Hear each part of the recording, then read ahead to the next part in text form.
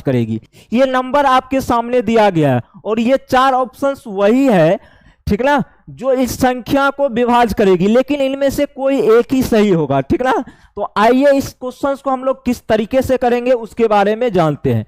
तो नंबर आपके सामने क्या है, 4 पे पावर 61 फिर प्लस 4 पे पावर 62 फिर प्लस 4 पे पावर 63 फिर प्लस कितना है मेरे मित्र 4 पे पावर 64। ओके, अब यहां से क्या हम 4 पे पावर 61 कॉमन ले सकते हैं, बिल्कुल ले सकते हैं, और यहां पे कितना बचेगा 1 आपका, फिर प्लस यहां से अगर 4 पे पावर 61 कॉमन लेंगे तो यहां पे बचेगा 4 पे पावर कितना 1, फिर प्लस यहां पे बचेगा 4 पे पावर 2 और यहां पे बचेगा आपका 4 पे पावर कितना मेरे मित्र 3। ठीक है, अब इसको एक स्टेप क्या करना है, हल करना है। तो ये 1 हो जाएगा, 4 पे पावर 1 का मतलब तो 4 ही होगा, ठीक ना, और ये हो जाएगा आपका 16 और ये हो जाएगा आपका 64। ओके, 4 का क्यूब कितना होता है 64 ही होता है।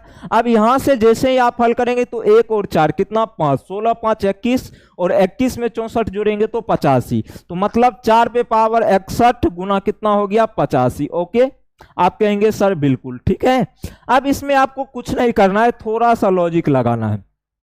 ये जो आपको 4 पे पावर 61 दिख रहा है, इसको क्या हम ऐसे लिख सकते हैं 4 पे पावर 60 इंटू 4 पे पावर 1। आप कहेंगे सर बिल्कुल लिख सकते हैं। तो इसके जगह हम क्या करेंगे, इसको पुट करेंगे तो 4 पे पावर 60 इंटू 4 पे पावर 1 का मतलब तो 4 ही होता है और गुना में कितना है मेरे मित्र 85 है। ओके, अब यहां से आप जरा सा गुना करो, इसको आप वैसे छोड़ दो, इसको इससे गुना करो तो लास्ट में कितना आएगा मेरे मित्र 0 आएगा। लास्ट में क्या आएगा 0 आएगा, ठीक है ना। तो जैसे ही हमें लास्ट में 0 दिखा तो हम डायरेक्ट कहेंगे कि ये संख्या क्या है मेरे मित्र 10 से विभाज्य है।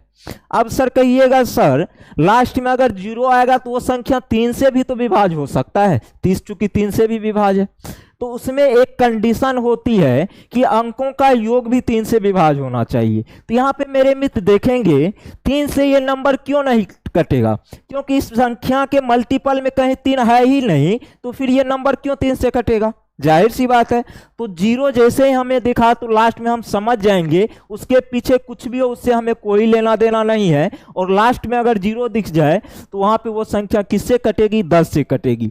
11 से भी नहीं कटेगी क्योंकि 11 का मल्टीपल इसमें कहीं हमें नहीं दिख रहा है, 13 का भी मल्टीपल नहीं दिख रहा है और 3 का भी मल्टीपल नहीं दिख रहा है। तो ये संख्या कभी भी 11 13 और 3 से तो कटेगी नहीं। ओके, अब यहां पे लास्ट में 0 आया तो जाहिर सी बात है संख्या में 10 का मल्टीपल तो हुआ होगा तभी ना लास्ट में 0 आया है, या तो 2 और 5 मल्टीप्लाई में आया होगा तभी लास्ट में 0 आएगा, और जो संख्या 2 और 5 से कटेगी वो संख्या 10 से भी कटेगी, जाहिर सी बात है।